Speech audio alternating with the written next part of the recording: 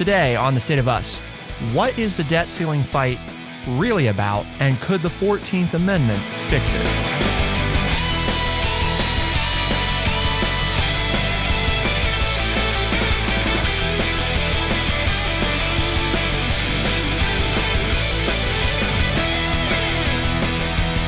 Hard-right Republicans have fueled the debt ceiling standoff by demanding deep spending cuts as the price of averting a default, and they are all but certain to oppose any compromise.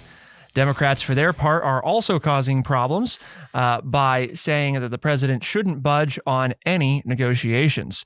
We know the debt ceiling fight's been brewing now for a while. There's also been suggestions that maybe the president can just fix all this without Congress by using the 14th Amendment. We've got a lot to talk about today, and we're going to get started. Welcome to The State of Us. I'm your host, Justin T. Weller, joined today by the one and only, your friendly redneck liberal and the senior resident historian here at True Chat, Mr. Lance Jackson. So much crap, so little time. Here we go. Talking about the politicians, not the show. Yes. My gosh. I mean, come on. We all know you've got to pass something, okay? Quit the posturing. Do we know that? Well, no, you don't have to. You know, you're right. Have to. We can see what happens. We don't have to, but things that get interesting. Well, and they would be both guaranteed to lose their jobs. Ah, yes. Which they neither one want, because all the posturing is being done so that they continue to get support from the people who support them. So maybe we do want it to default so that we could get a brand new set of congressional people so that they would finally work for the American people. How's that? So maybe we should start, Lance, with, we maybe don't want to assume that everybody listening really knows what the debt ceiling is. I think we've talked about this every time. We've talked about the debt ceiling, of understanding what it is. Because did you know? Is it really a ceiling? Because you can constantly move it higher. Well, we can raise the roof. Can we? Well, we can. Oh, okay. It's kind of expensive to do that, yeah. But keep in mind, right, historically, the debt ceiling's not always existed, because what it is, basically, is it's a limit that Congress created on the amount of debt that we, as the United States, can incur. That's all it is. It's a law, basically, that Congress put in place and said the United States cannot borrow more than X amount of money. That's it. That's what the debt ceiling is. Essentially, it is an artificial limit on how much money the United States can borrow. And you say, well, why does that matter if it's an artificial limit? Well, the reason is because by law, because Congress makes laws, right? The notion is that if we hit the debt ceiling, then we are unable, it is illegal for the executive branch, right, the Treasury Secretary, to continue paying our bills. So the only option at that point is for the Treasury Secretary, to cease paying the United States obligations, which you might say, well, internally, how much does that matter? Well, we're going to upset some companies in the United States who have contracts with the government, right, who want to get paid. So that's a problem. But more than that, it's internationally. We've borrowed money as a country from other countries. And the minute that we decide not to pay those countries, they're probably going to be upset about that. But doesn't it also, and correct me if I'm wrong here, but all those government workers that send out Social Security checks and veterans checks and work at VA hospitals. They keep the government running. They don't get paid, so they don't go to work. So then people eventually would stop getting their Social Security check or their retirement check from the military, because those people that produce those checks and send them out would no longer be getting paid, so they would no longer be going to work, and so those checks would not be sent out. Well, part of the problem, and we've talked about this, because people say, well, so is the debt ceiling and the deficit the same thing? No, they're not the same. That's not the same. Right. The debt ceiling is the limit on what we can borrow. The deficit is how much we actually owe. Right. Well, actually, the debt is how much we actually owe. The deficit is the difference between what we bring in tax revenue and what we spend. And we deficit spend as a country right now, which means that we're spending every day more money than the United States brings in. We're spending more money than we have. So if we're spending more money than we have, the only way to get more money than you have is to borrow it, which is why the debt ceiling matters. Because what Lance is talking about is we can't keep the government open if we're not borrowing money. So what happens if we can't borrow any more money? If we hit the debt ceiling, we cannot borrow any more money. So then all these people can't get paid. So they're not going to work. 1939 is when the debt ceiling was officially put in place, and reaction to, what was happening with the Great Depression and wars. And we were spending lots of money. And the thinking was that, we don't want Congress to be able to just forever say we're going to deficit spend. So we'll create this debt ceiling. And what that will do is prevent us from, just borrowing to infinitum and never being worried about it. And when the Depression's over and when the war is over, we'll get it all. We'll get rid of it all, and we'll go back to the and way it used to be. Right. And we didn't do that. No, we didn't. We didn't do that. Because, hey, we found a way where we can offer people more things without having to make them pay for it. And that will help us get reelected. So we'll just keep this debt and this debt ceiling, which isn't really true either, because we did have enough taxes back after World War II that we did pay for the war, and we did have a surplus for a while. Mm-hmm. So it can be done, right? I mean, there is another way that we've done it, but the thing that they found out, and that's, I think, the key to understanding this whole thing, is that, well, why is it bad if we owe people money? And theoretically, I mean, because again, as somebody who runs a business and borrows lots of money and owes lots of money to lots of people. Yeah, I don't know how you sleep at night. Well, I don't. I can't owe people money. That's the secret. You just don't sleep. I cannot stand to owe people money. It just crawls all over my skin. I don't like it either. I try not to think about it too much. All right.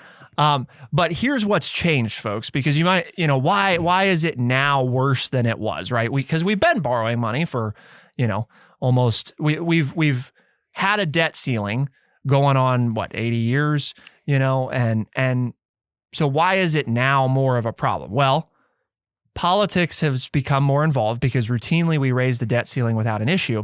And the other reason, and this is a huge one, gross domestic product, right? We've talked about that. The GDP. The GDP. The value of, and this is, again, if economists are listening, forgive me, the collective value, right, of what the United States is producing, the gross domestic product. Historically speaking, let's go back to 1960. The federal debt percentage of GDP, in other words, how much debt did we have relative to how much we produced, was 52.86%. That means that we were, generally speaking, right, producing almost twice what our debt was. Right. So generally, everybody felt like that's pretty safe because we're producing a lot more than we owe. So do we owe money? Yes. But are we able to make those payments? And eventually, should we be able to actually pay them off? Yeah, that was kind of, right, the super simple thinking. Sure. Fast forward to 1980, GDP's at 34.59%. So we had gotten better. We're getting better, so this theory must work. Well, then a number of things took place in the 1980s under, certain presidents. And then we also got engaged in some more foreign conflicts starting in the 90s. And you look at 2000, we were at 57.84% of GDP. Still really not that terrible. Pretty close to the 1960 number. Yeah, pretty close. I mean, yeah, a little bit more, but not crazy. Of course, today, 120.47% of GDP. So how do we come up with that? Well, simple math equation, right? The U.S. national debt as of the time of recording this show is $31.8 trillion. Our U.S. gross domestic product is $26.39 trillion. And one of the problems, right, with debt, and particularly with deficit spending, is the snowball effect. And this is where, again, helping understand why this has become such an issue, what are the 4 largest budget items in the U.S. federal budget? You want to take any guesses, Lance? We're talking about all spending, mandatory and discretionary. So all of it together. What would you guess? Defense is one. Okay, defense. Interest on the debt is another one. We got 2 of them.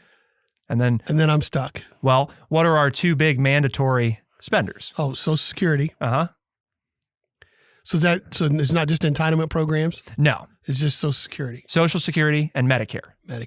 Medicare/Medicaid, because they're part of the same Gotcha. budget item. So the largest single budget item that the United States has is Medicare and Medicaid, followed by Social Security. Those both are what we've talked about before, which are mandatory spending. Well, you say, what do you mean? Well, when Congress is debating the debt, right, every year, we've talked about this, or the budget. When they're debating the budget every year, they're debating roughly 20% of all the money we spend. Because 80% of the budget Is obligated to pay. Right. It's obligated to two big things: entitlements, which is Medicare and Social Security, and our interest on the debt. Right. Right. Which, by the way, if you ever look up usdebtclock.org, it's super fun because you can watch the interest on the debt. Is it fun? Well, I was being a little facetious there. You can watch the interest on the debt go up. And just in the last 5 seconds that I've been speaking, the interest on the debt has gone up more than all the money I've made in my entire life. Yep. So and that's the interest, right? That's not what we're borrowing. Because if we look at that number is hard to even watch. Well, it's really simple, right? We have Americans today have more credit card debt per average than ever before. You don't even want to get into that. I think it averages out to like $6,000 per American, right?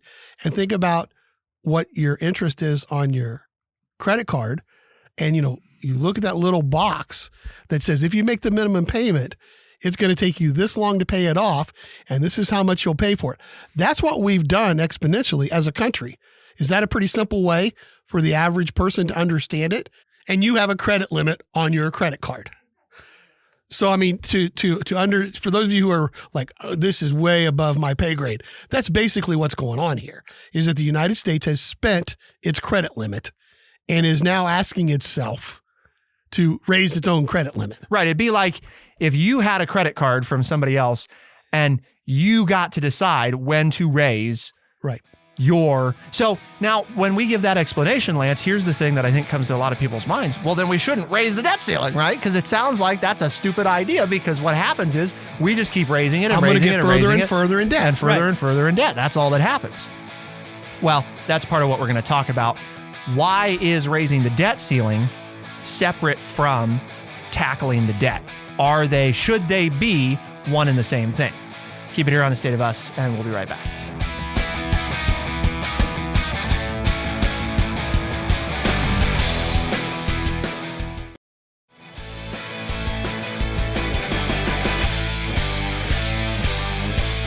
For almost as long as we've been doing this show, we've been talking about the national debt. And we've been talking about the debt ceiling. And we've been talking about deficit spending, all these super fun things. Now, we talked about U.S. gross domestic product versus our spending, right? The deficit. So that is of concern, right? 120% is our debt versus, GDP. So that's frightening. However, the thing that I've always said that I personally like to pay more attention to is our U.S. total national assets, right, versus our total liability, okay? This is the number to me that should be the scariest to everybody, because this is the bottom line of what does the U.S. own, right, versus what is it liable for? And this is in private business, a very simple measure of your net worth. How much are you worth? Everything that you... How much are you worth and how much do you owe? All of your assets minus all of your liabilities. And you want that to be a positive number, right? Right. Because if it's a negative number, that means that all of your liabilities are more than everything that you own. Our assets per citizen, because I think this is the easiest way to make it a little more real for people. Our assets per citizen, this is all household assets, so everything that every person in the United States owns, plus everything that the U.S. federal government, right, and all of its subsidiary organizations own. Assets per citizen are $561,000, okay, $561,000 per citizen. The liability per citizen today, $560,000. And I know you do this all the time, And I don't, so I have to ask you, could you get a loan from a bank if that was... if you said, my assets are worth $500,000, but my debt is $500,000, would a bank loan you some money at a decent interest rate? The sad thing is, I suppose it depends. Okay. It depends on what your There's not a definite answer. It depends on what your assets are and what your lending history is. And that, folks, what we left off the end of the last segment, that's why the debt ceiling is so important. Would a bank lend me money in that financial situation? The answer is it depends. Have I always made every payment on time as promised? If the answer is yes, they might lend me money. They might. They might not. Some banks would, some might not. But if I have a history of not paying the people that I owe, money that I owe them, am I now going to lend you money when you're in that financial situation? Whew, I don't think so. So now let's incorporate this into the United States government. Right. We've always made our payments. Yes. So therefore, countries have continued to lend us money. We'll keep lending or let you money. us buy things on credit, however you want to look at it. Yeah, because you've always made your obligation. Though, come June 1st, according to Treasury Secretary Yellen, we don't have any money and we don't make our payments, then all of a sudden we can't go to the rest of the world and tell them, well, it's okay for you to give us this stuff because we'll pay you later. They're going to say, well, no, because on June 1st, 2023, you quit paying us. You quit paying everybody, not just us. Yeah, but everybody. Yeah. And so you are no longer a good credit risk for us. This isn't like you owe somebody $500 either. You know, we owe a lot of nations a lot of money. Okay, Justin, but I'm going to switch gears on you just a little bit, okay? Mm-hmm. I understand all that. But daggone it, we owe so much money. Why don't we just cut what we spend? Why not just... If we all owe this money. Right. Or wait a minute. If we're going to, because the other side of this, and we just had a talk with one of our interns before we went on the show, and even he figured it out at 18, and that's no disrespect, but he said, well, you only have two choices. You either have to cut what you spend or you have to make more money. And I rang the bell. I said, ding, ding, ding, you're right. But why don't we, the American people and or our politicians, get it? Because then I asked him, well, how do governments make money? And he said, well, you have to raise taxes.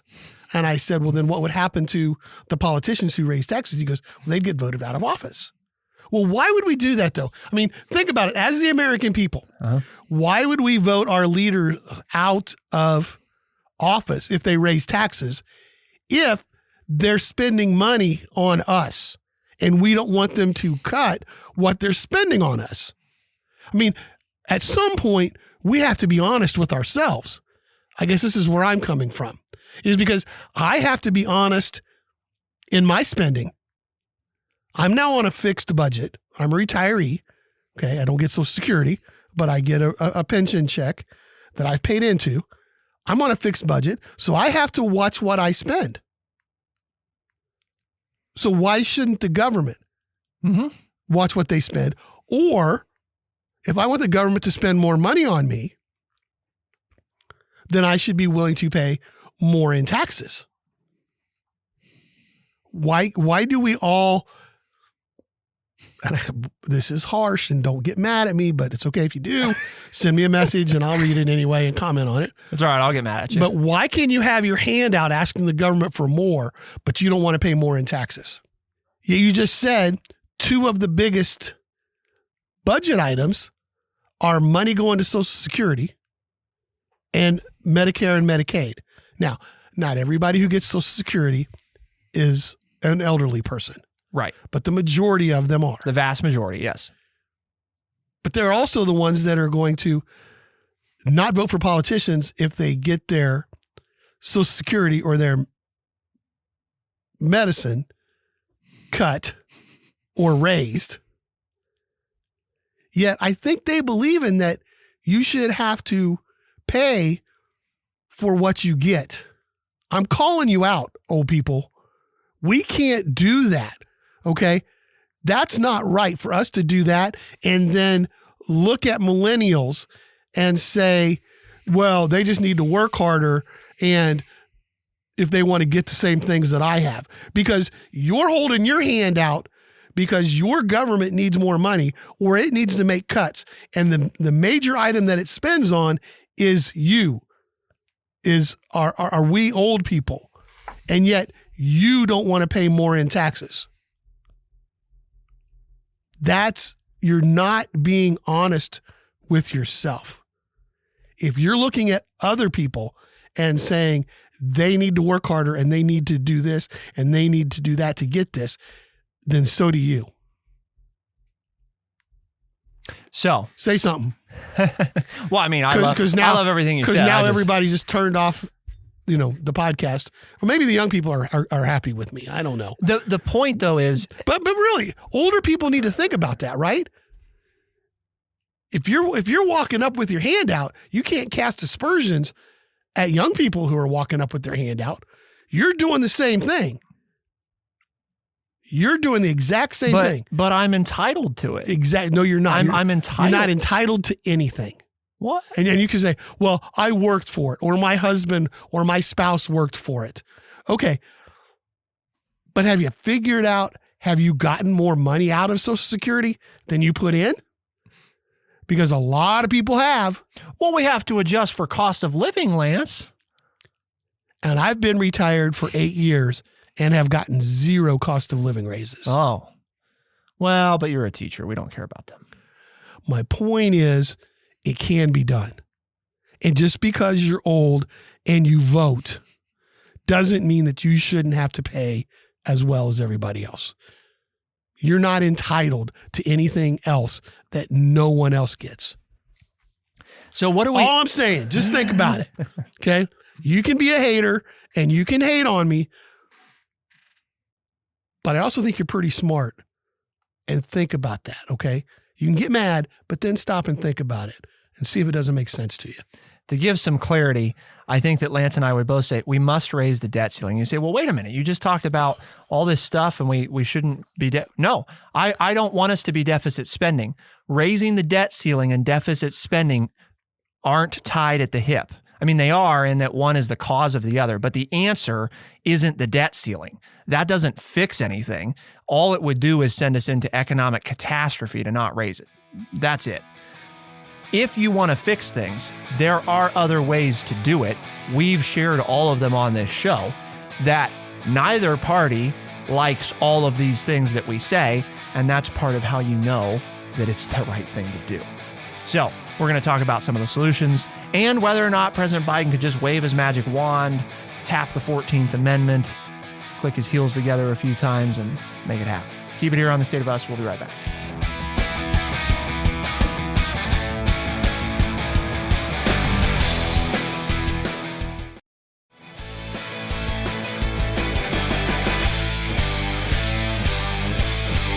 One of the biggest changes in the past 80 or so years is the percentage of the federal budget that Congress negotiates over.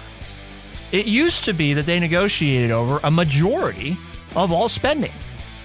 And you would think so, given that it's, a budget, right? Isn't that what the budget is? I mean, think about when you walk in, right, to like a business and there's a budget on the table. Do they say when they're looking at the budget, well, we're just not going to look at this part of the budget. We don't care what that part says. We're just going to ignore this part of the budget. It doesn't apply. Usually that's not how that works, right? I mean, you have to look at everything. And what we do as a federal government is we just ignore the entitlement spending. Well, it keeps going up, but there's really nothing we can do about that. It just keeps going up. That's just how it is, Well, the problem now is that Congress is negotiating over such a tiny piece of the total budget. It makes it harder, right? I mean, in fairness to Congress, it makes it much harder to balance a budget when you can only negotiate 20% of the budget. So we've talked about one critical fix to this problem long-term. I mean, the immediate thing is raise the frickin' debt ceiling, right? I mean, sorry, but that's what has to happen. Raise the debt ceiling. Allowing us to default on our debt is stupid. That would be far worse than raising the debt ceiling. Far worse. And far worse economically than even a bank shutting down. Yes. And those aren't good. But we've seen that in the last month. The banks, banks having to default. It can happen. And how we've all been scared of what that could mean. This would be a lot more catastrophic than that. So raise the debt ceiling. But raise the debt ceiling. That's step one. We need to talk about the 14th Amendment and some other solutions. Yes.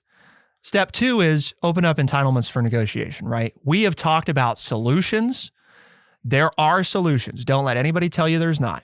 We have talked about them on this show. There are ways to still take care of old people and fix the system for the next generation and quit our plan right now, which is to just spend until the programs die because of insolvency. So entitlements is a must, right? I mean, it's a must. Look at what's causing the problem, right? Well, here's the thing. It's a huge part of it.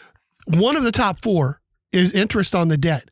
If you lower the debt, guess what happens to the interest? It goes down. It goes down. So you don't have to pay as much in interest if there's less debt. You get a double savings. Yeah. If you cut spending, you also cut the interest payment that you're making.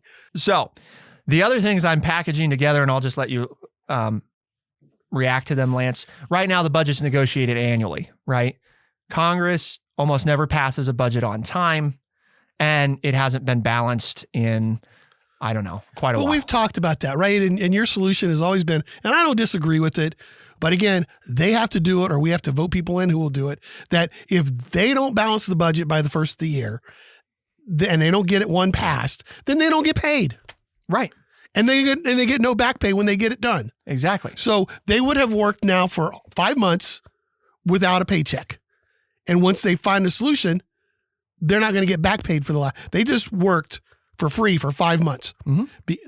That's one of your solutions that I absolutely love, is that if they can't get it done and that's their job, well, the rest of us don't get to keep our job if we don't get it done. So they can keep their job, but they don't get paid. And once they settle it, they don't get back pay.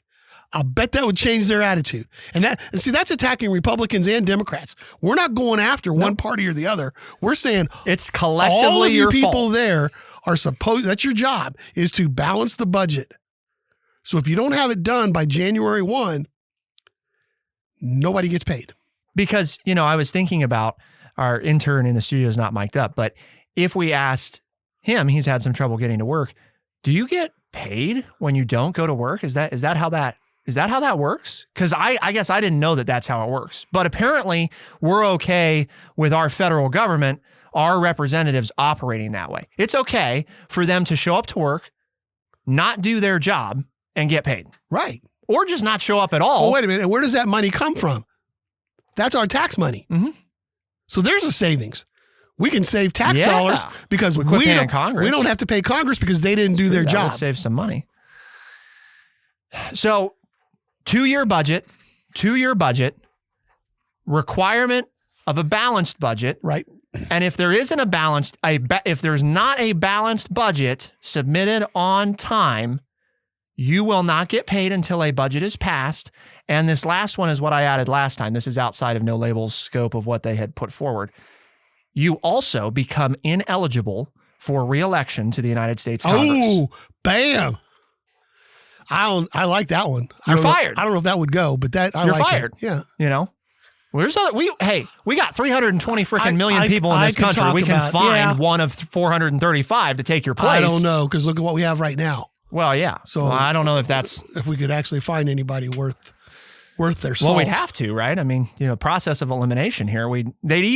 But one of two things would happen, right, folks? We talk about if they can't do their job, then they shouldn't keep their job. Right. They shouldn't get paid for it if they can't do it. So why should we let them keep it? Right. No, it's a good point. But we're running out of time. And in the title of the show, 14th you Amendment. mentioned the 14th Amendment. What's the 14th Amendment got to do with the budget? Well, you're the historian. I understand. When we talk about the 14th Amendment, that has something to do with slavery? Well, isn't that usually what we're talking about? That's when it was passed, after the Civil War, and it had to do with the rights of the people. The rights of the people. not being denied. Okay. Well, it was ratified in 1868. Right. The 14th Amendment is obviously best known. And it comes between the 13th Amendment and the 15th Amendment. Yes. Yeah. Which were ratified in 1865 and 1870. Well, I don't know if we're willing to believe all that hokey pokey that the 14th comes between the 13th and the 15th, but we'll let our conspiracy theorists dig into that. So basically what it is, right, is it extends citizenship to former slaves and it guarantees equal protection of the laws, quote unquote, to all citizens. Right. That's what it's best known for. But there's this little provision that is a little more obscure and hasn't really been litigated very much. Litigated meaning it hasn't been taken to court very much. And that clause in Section 4 says the following, quote, "The validity of the public debt of the United States authorized by law shall not be questioned." Now, why is that there? Because this is something that would inevitably come up in a case. I mean, what this says, right, is that the Constitution of the United States says that the validity of the public debt, which has been authorized by law, cannot be questioned. Well, if we default, it's going to be questioned, right? I mean, here's that logic. Now, why is this in here? I mean, why is this in the 14th Amendment? Well, the goal was to put pressure on the Confederate States to say, if you're doing things that are questioning our obligations to our debt, you are in open, violation of the Constitution. Right. In a simplistic version. That's the historical content. That's why it's there.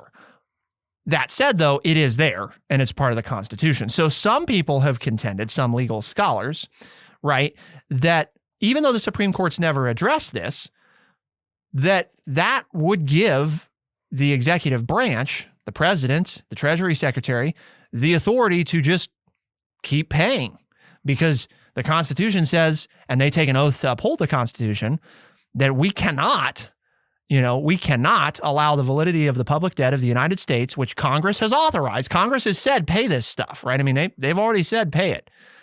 Because this is just paying the debt that we already owe. It's things that Congress has already approved. It's not new spending. I think people always get confused by that. It's we already spent this money. We already owe this money. So it's our public debt and we owe people money. So could the president order the Treasury Secretary to say, based on the Constitution, you need to go ahead and pay this stuff? But pay it with what? Well, that's a good question. I like it in that it puts pressure back on Congress. Sure. Where it's not going to fly, I think 2 reasons. One, these are the Democrats, which the people who don't like the Democrats are saying, oh, it's those stupid liberals. But again, if the Democrats can use it, then the Republicans get to use it when they get the Oval Office. Right. So to me, that's a moot issue, but that's where people concerning. would be. Right. Yeah. The second thing is, though, and it's the other political piece here, is the Supreme Court's not supposed to be political, but it sure seems like it is.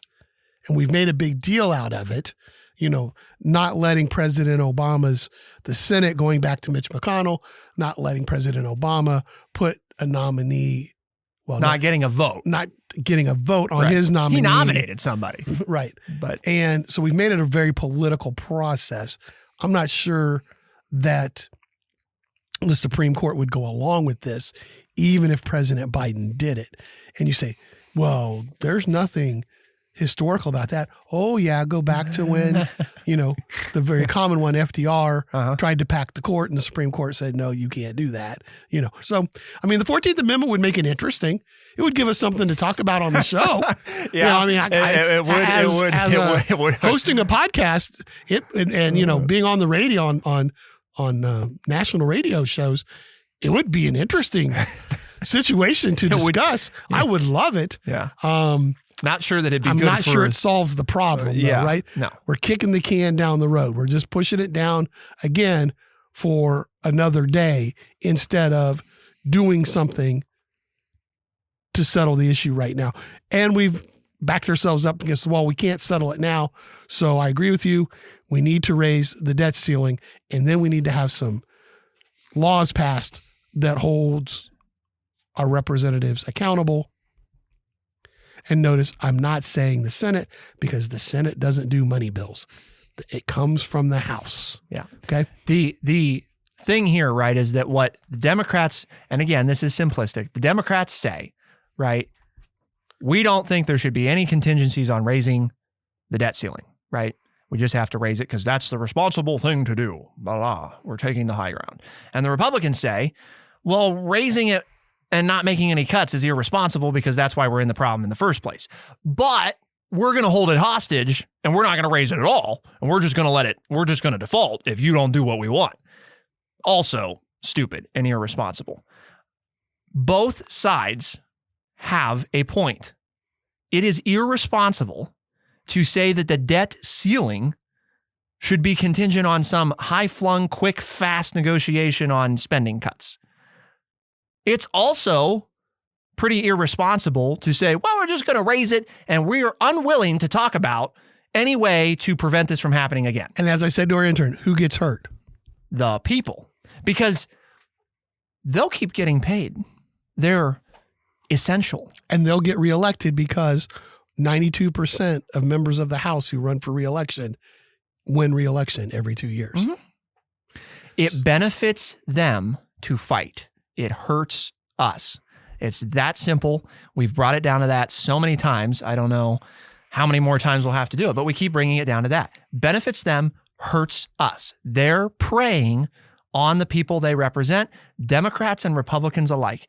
They should increase the debt ceiling immediately with, I'm fine with this, with a contingency that the debt ceiling will not increase again until Congress puts forward a balanced budget.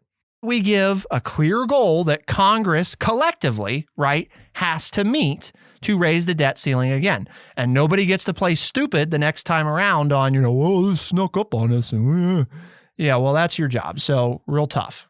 Why do we have this conversation today? Well, first was of all, there a reason? Yeah, we did because we wanted to entertain our intern to generate some emails. And so email us at podcast@stateofus.org. Let us know what you think. Lance loves email. But he checks it multiple times a day. All the time, yeah. On his flip phone. What's my password? Okay. We did this because True Chat has a mission. And the mission is to educate people by providing honest, open, and respectful conversations. And hopefully you thought we did that today. We thought we did it today, but let us know. We did? I think we did. Okay. And I'm the one speaking, so that's all that matters right now. Unless Bradley cuts it out. Yeah. Well, that's possible. But if you liked it and you tell your family and friends and coworkers and they liked it, they say, well, I want to listen to it firsthand. Tell them that they can find us as a podcast on Spotify, Overcast, Stitcher, Apple Podcast, and everywhere podcasts are found. State of Us releases new episodes Tuesdays and Thursdays, first thing in the morning as a podcast. Those same episodes heard on the weekends on over 24 AM and FM radio stations across the United States, parts of Canada. For the State of Us, I'm Justin T. Weller. Why, oops, you forgot who you were? I thought that I needed to thank Bradley because I said his name too soon, and then I realized that happens. You're thinking about Bradley? It happens after. See, folks, I'm an afterthought, but I'm Lance Jackson. Now thank Bradley. Nah. Thank you all, our audience, for tuning in. We'll see you next time. Be the change.